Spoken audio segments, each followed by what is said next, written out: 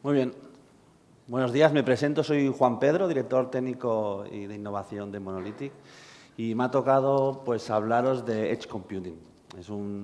Ya habéis escuchado el término, lo ha introducido Jordi en su presentación, y yo voy a dar un repaso de un poco qué es la definición de Edge Computing y cómo desde Monolithic y en mi caso intentamos abordarlo en los proyectos de end-to-end.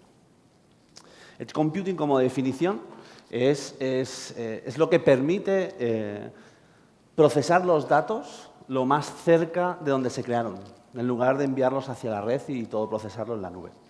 El análisis y los resultados se hacen en local y dejamos de lado un poco la nube por varios motivos, ¿no? Para dejarlo mucho más claro qué significa el Edge Computing, os hago un ejemplo. El ejemplo es muy básico. Tenemos cámaras de vigilancia, todas ellas antes, hasta hace muy poco, todas ellas se concentraban, todas emitían vídeo todo el día y se concentraban en un grabador. Y este grabador enviaba en un momento determinado todos los vídeos hacia la nube o hacia un servidor, donde allí se procesaba el vídeo y seleccionaba los vídeos donde había habido movimiento. Y entonces ese vídeo se quedaba grabado y registrado. ¿Qué pasa ahora? Poniendo... habilitado por el Edge Computing, hacemos cámaras inteligentes. ¿Y estas qué permiten? Pues solo enviar cuando la propia cámara detecta ese movimiento. Esa sería la diferencia un poco desde el cambio de paradigma, ¿no? Y una de las ventajas que se hace evidente en la optimización de los datos y de los recursos, ¿no? Las ventajas que presenta Edge Computing son básicamente los tiempos de respuesta. Mejora la respuesta, la latencia es menor, podemos hacer aplicaciones en real time, reduce el uso del ancho de banda.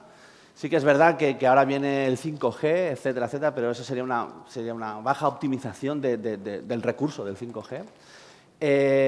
Privacidad y seguridad, mantiene los datos personales en la cosa en sí, no solo envías según qué datos, o sea, no envías todo el dato hacia la nube, y te permite procesar en capas inferiores datos, y eso al final, cuantos menos datos llevas a la nube, menos vulnerable es, ¿no?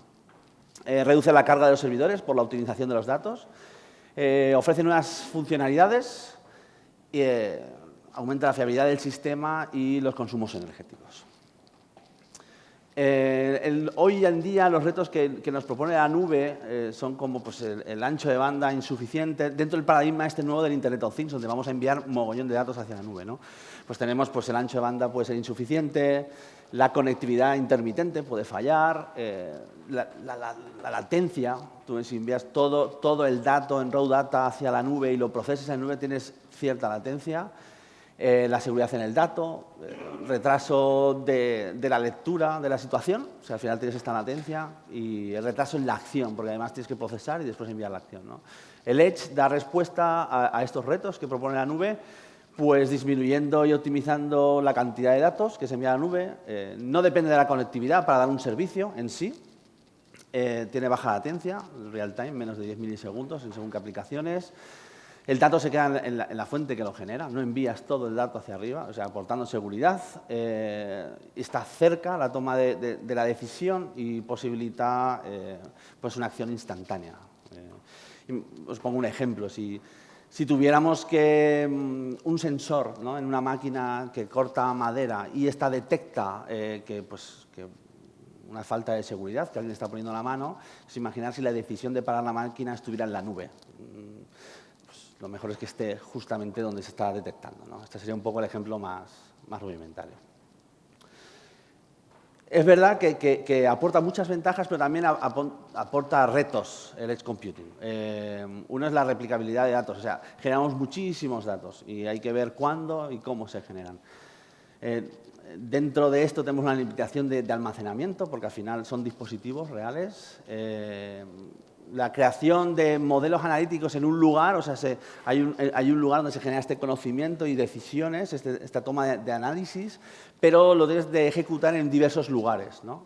Esto hace que la gestión sea compleja de la solución en sí, y el dispositivo Edge, al final del todo, acaba dependiendo de redes de comunicación e infraestructura. Otra cosa, otro reto que plantea el edge computing es la definición y el diseño de la solución, que es muy compleja. Esto es a lo que yo me dedico en Monolithic. Yo al final soy el que decide, el que define el diseño de la solución. Y os voy a dar aquí como 4 tips que yo utilizo a la hora de definir. Y me plantea ciertas dimensiones a la hora de decidir según qué cosas, hardware y dónde planteo el edge, o sea, la frontera entre la nube y el edge, ¿no?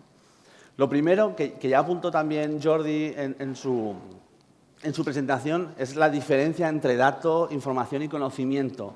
Podemos tener muchos datos en la nube o en cualquier lugar, pero al final, si no está tratado, no es información, si no está mostrado, no es información, y si no es tratado, no es conocimiento. Entonces, en este paradigma intentamos colocar la solución intentando dar respuesta a lo que al final necesita la compañía, que deben tomar decisiones estratégicas y aprovechan el conocimiento generado, y al final son las personas, ¿no? Esto es una típica arquitectura de Internet of Things, un ecosistema, donde vemos en la parte de abajo todos los sensores, actuadores, digamos, todas las cosas. Una zona edge, donde aquí podemos hacer pues, el procesamiento en real time, cosas mucho más rápidas que necesitan interactuación mucho más rápida. Y luego tenemos la nube, donde podemos hacer otro tipo de análisis. Esto sería una zona donde trabajamos y donde tenemos que tomar decisiones es a la hora de plantearnos si la decisión ha de ser en real time o ha de ser en el futuro. Entonces tenemos dos cosas, son las acciones y los análisis. Si el análisis es descriptivo, el análisis descriptivo es lo que está ocurriendo en ese momento. La máquina está apagada, eso es el análisis descriptivo. Y si eso tienes que tomar una acción, tienes que reaccionar, pues digamos, rearmas un relé. Eso estaría muy en la zona edge, estaría justo al lado del sensor. Si vamos a la zona de arriba, sería el análisis prescriptivo. Esto es lo que después de haber hecho análisis diagnóstico, predictivo y al final el prescriptivo, es el que te permite evaluar qué decisión has de tomar en un futuro en caso de que suceda algo en concreto. Por eso es, si sucede muchas de estas cosas, al final tienes que planear hacer otra. El análisis diagnóstico es cuando tienes ya un histórico de lo que está sucediendo, digámoslo así, el prescriptivo es lo que está corriendo en ese momento, el diagnóstico es cuando puedes ver un histórico, puedes decir, hombre, si lo veo apagado durante 5 horas es que tengo un problema. El predictivo es, viendo que hay un diagnóstico, puedo avanzarme, según cómo está reaccionando la cosa, a que puedo predecir el estado de la situación, eso sería un poco el análisis predictivo, y el prescriptivo es un poco, pues, valorar qué hacer, depende, o sea, haciendo un poco qué deberíamos hacer en esta situación, ¿no? El predictivo trabaja más en la zona de qué podría estar ocurriendo y el prescriptivo es qué podríamos hacer, ¿no? Todo esto me permite colocar algoritmia, procesamientos, machine learning, en según qué zonas, para según qué situaciones. Este sería un poco el mapa o el canvas que yo utilizo para decidir según qué cosas en el diseño de mi solución, ¿de acuerdo? Donde estoy planteando las acciones en la parte izquierda y el análisis en la parte derecha. Y todo esto montado dentro de la arquitectura de la tecnología. Para la selección del hardware y del software, me voy a centrar más en la parte de hardware, es nuestro fuerte. Yo tengo algunas premisas que suelo usar, ¿no? Lo primero que tiene que ser un diseño compacto y robusto. Nosotros utilizamos nuestro propio sistema operativo testado que nos permite en todo momento conocer que el estado de nuestro sensor va a estar lo más robusto posible. Ha de ser seguro y privado, en esto también nos esforzamos. Tenemos que tener muy claro que las cosas, los gateways, toda la tecnología que utilicemos, tenemos que, en lo máximo posible, tenemos que habilitar una administración remota que se pueda monitorear y controlar. Es importantísimo la modularidad para poder reemplazar subsistemas y que todo sea modulable. Y, sobre todo, el over-the-air upgrades, o sea, poder hacer actualizaciones del sistema durante la puesta en marcha. Interoperabilidad. Debemos controlar bastantes protocolos de comunicación y entre ellos comunicar y centrar. Y sobre todo a la hora de elegir el hardware tenemos que tener este compromiso entre consumo y potencia de computación. Sobre el tema del software, he puesto aquí un montón de softwares que estamos manejando y que se manejan en la industria y que aparecen nuevos, y al final depende también de nuestros partners lo que usan y lo que estamos utilizando. Esto va muy ligado directamente a los requisitos de la solución en sí. Entonces, esto es que quería mostraros un poco a qué me peleo yo en Monolithic, que es tener una solución compleja donde tenemos que poner desde las cosas en la base, tenemos que irnos hacia la nube, y el camino que transitamos es donde tenemos que poner el edge computing o qué procesamos en qué momento. Y este sería un poco, pues esto, compartir con vosotros mi experiencia en el diseño. Algunos ejemplos de edge computing, que hoy día ya podemos incluso ver operativos en el mercado. Tenemos el sistema.